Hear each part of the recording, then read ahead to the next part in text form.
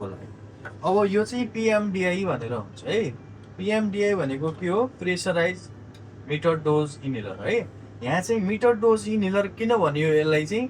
यहाँ चाहिँ मिटर लागेको हुन्छ, यसमा चाहिँ प्लेसिबो भएर यहाँ मिटर छैन, नत्र यहाँ मिटर लागेको हुन्छ। आस्थालिनमा 200 अनि फोराकोड बुढीकोडहरूमा 120 लेखेको हुनसक्छ है। यहाँ चाहिँ छ, यसमा 0 लेखा छ है। यस्तै गरी यहाँ चाहिँ 120 200 भनेर हरियो रङमा लेखेर आएको हुन्छ है। त्यो भनेको के हो? 120 वटा अथवा 200 वटा पपहरू छ भनेको है। एकचोटि थिचेकोलाई 1 पप भनिन्छ है। बुझ्नुभयो? अब यो मिटर डोज इनहेलर कसरी लिने हो त? बुढी औँला तल राख्ने, दुईटा औँला चाहिँ माथि राख्ने है। बुझ्नुभयो नि? एउटा बुढी औँला तल राख्ने, दुईटा औँला माथि राख्ने, आफूतिर घुमाउने। लिनुभन्दा पहिला के गर्नु पर्यो? पहिलोचोटि फार्मेसीबाट नयाँ किने हो अथवा पेसेन्टले युज गरिरहेको थियो पहिलादेखि, तर बिचमा 10-12 दिन छोडेको थियो, फेरि तान्नु पर्यो भने चाहिँ यसलाई मजाले सेक गर्ने है। हल्लाउने, 1 पप अथवा 2 पप चाहिँ यसरी यसको बाहिर फाल्छ। यो सधैँ गर्नु परेन है। फेरि पेसेन्टले त्यस्तो बुझ्यो भने डेली फाल्दै गयो भने औषधि 0 रहन्छ यसमा। यो पहिलोचोटि नयाँ किन्दा र ग्याप भात्यो भने मात्र गर्ने है। ग्याप भात्यो भने 1 पप फाल्ने, नयाँ किन्दाखेरि 2 पप फाल्ने है। यो तपाईँले नै गरेर पठाउँदा हुन्छ। पेसेन्टले सम्झायो भने ऊ डेली गरिदिन सक्छ। त्यही भएर पेसेन्टलाई यस्तो कुरा भन्ने, आफैले 2 पप फाल्दा पनि भइहाल्छ। अब लिने कसरी त? बुढी औँला तल राख्ने, दुईटा औँला माथि राख्ने, आफूतिर घुमाउने, मजाले हल्लाउने। लिनुभन्दा पहिला यसको पनि सास बाहिर फाल्ने गर्ने। यति भाग दाँतमा राख्ने, दाँतले तोक्ने, ओठ चप्प बन्द गर्ने है। अब यसमा मेन कुरा भनेको के हुन्छ त? थिच्ने र सोच्ने कोअर्डिनेसन चाहिँ सँगै मिलाउनु पर्यो है। पहिला नै थिचेर त्यसपछि बिस्तारै सोच्यो भने यहाँबाट सबै औषधि बाहिर आउँछ, उडेर आयो सबै औषधि बाहिर। यसरी गर्ने है। ठ्याच्च थिचेकै मुखले सोचिहाल्ने, भित्र तान्ने है, अनि चिप्लाएर बाहिर निकाल्ने, सास एकछिन होल्ड गर्ने। जब अप्ठ्यारो हुन्छ त्यसपछि बिस्तारै नाकबाट सास है। अब यसमा म गरेर देखाउँछु कसरी लिने त।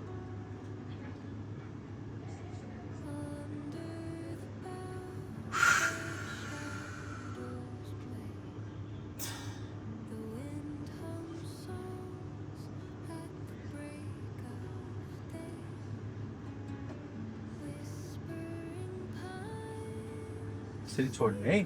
प्रायः जस्तो डक्टरहरूले 2 पप लेखा हुन्छन् है। धेरै जस्तो बिरामीले नबुझेर के गर्छन् त? यसरी लिइरहेको हुन्छ, त्यसरी लिने होइन है। 2 पप भनेको छ भने एकचोटि यसरी नै लिने, मैले अघि ताने जस्तै। फेरि दोस्रो पपको लागि चाहिँ 25 देखि 30 सेकेन्डसम्म रोकेर फेरि त्यसै गरी दोस्रोचोटि हल्लाउने।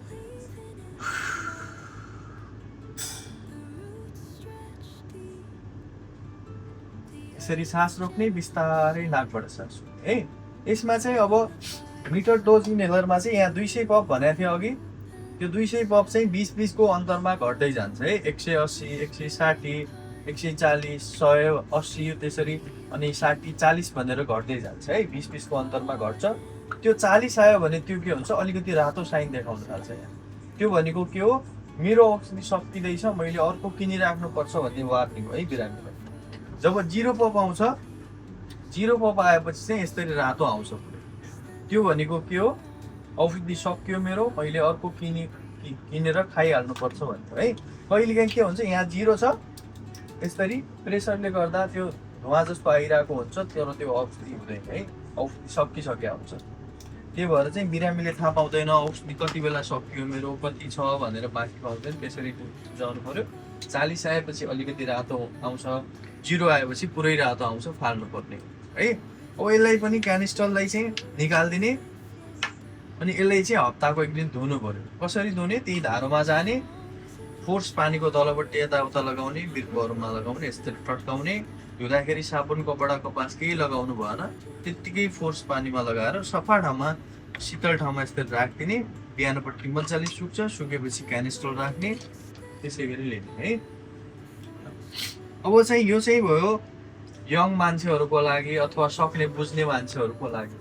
धेरै पेसेन्टले, बच्चा पेसेन्टले अथवा एडल्ट पेसेन्टले अथवा बिरामी पेसेन्टलाई चाहिँ सक्दैन, डाइरेक्ट रुममा सक्दैन। मिलाउन सक्दैन, यसरी सोच्न सक्दैन है। खिच्ने र सोच्ने तरिका सँगै मिल्दैन धेरै पेसेन्टको है। त्यही भएर चाहिँ यस्तो नहोस् भनेर चाहिँ यो बन्यो जेरो स्टार्ट भिटी भन्ने एउटा भिटी भन्ने मेसिन है। यो कसरी यसमा चाहिँ अलिक बुझ्नु जरुरी छ कसरी मिलाउने भन्ने है। यो त आउँछ डिब्बामा आउँछ, यस्तै प्याकिङ गरेर आउँछ, यो आफैले सेट गर्नुपर्ने है। यसको चाहिँ जुन उठेको भाग छ तल चाहिँ खाल्टो परेको भाग छ, यहाँ चाहिँ मिलाउनु पर्यो अनि लेफ्ट साइडतिर एकअर्कातिर विपरीततिर घुमाइदिनु पर्यो है। अब लक हो, यो खुल्दैन, जति ताने पनि खुल्दैन है। अब यो निकाल्नको लागि के गर्ने, राइट साइडतिर घुमाइदिने, फेरि माथि तान्ने, खुल्छ है। बुझ्नुभयो? लेफ्टतिर घुमाउने लक है। अनि बिर्को चाहिँ प्लास्टिकको हुन्छ, जता घुमाउँदा पनि घुमाउँछ। अनि यहाँ चाहिँ के गर्ने हो, पछाडितिर यसरी राख्ने हो, जहिले पनि एल सेपमा राख्ने। किन राख्ने त एल सेपमा? अब औषधि आउँदैन, सुरुको पप चाहिँ आउँछ, त्यसपछि एल सेपमा राखेन भने औषधि आउँदैन। जहिले पनि मिटर डोज इनहेलरलाई एल सेपमा राख्ने माथिबाट है। अनि हल्लाएर राख्ने, यसरी राख्ने, थिच्ने, औषधि कहीँ पनि जाँदैन, यहाँ ब्लक भएको हुन्छ है। अनि यसरी फुक्दा पनि भित्र फुकेको हावा चाहिँ जाँदैन, औषधि बाहिर मात्र आउँछ। यो चाहिँ एडभान्स हो यो मेसिनको। थिच्ने अनि पेसेन्टलाई सोच्न लगाउने,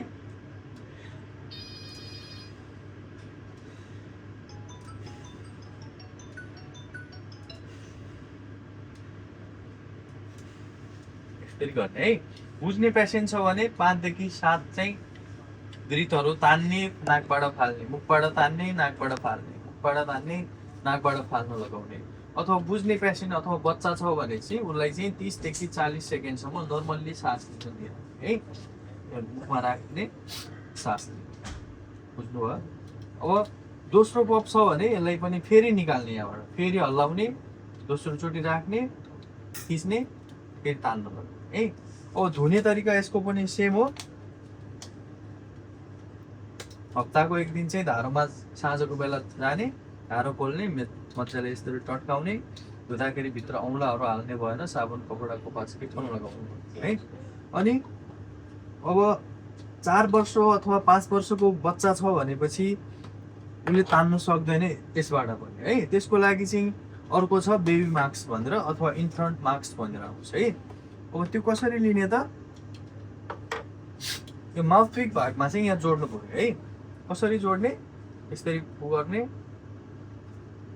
यहाँ हाल्ने है, यसरी गर्ने। अब लिने कसरी हो, नाकको भागमा यसरी राख्ने, यो माथि हुनु पर्यो जहिले पनि नाकको भागमा है। अनि पछाडिबाट औषधि हल्लाउने, मजाले एल सेपमा राख्ने,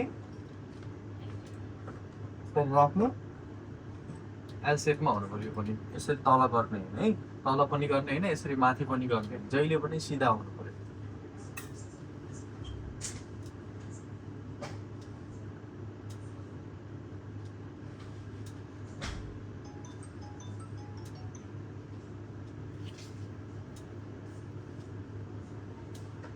यसरी लिन दिने है। बच्चा पेसेन्टलाई अब प्रायः बच्चालाई र एडल्टहरूलाई मात्र युज हुन्छ, त्यही भएर चाहिँ उहाँले बुझ्दैनन्। 25 देखि 30 सेकेन्ड 40 सेकेन्डसम्म नर्मली सास लिन दिनु है। यति हो। अब यसलाई पनि हप्तामा एक दिन चाहिँ धुनु पर्यो है। के सोध्नु छ भने सोधिहाल्नु है। कसैले गर्न इन्ट्रेस्टेड छ, सिक्नुहुन्छ?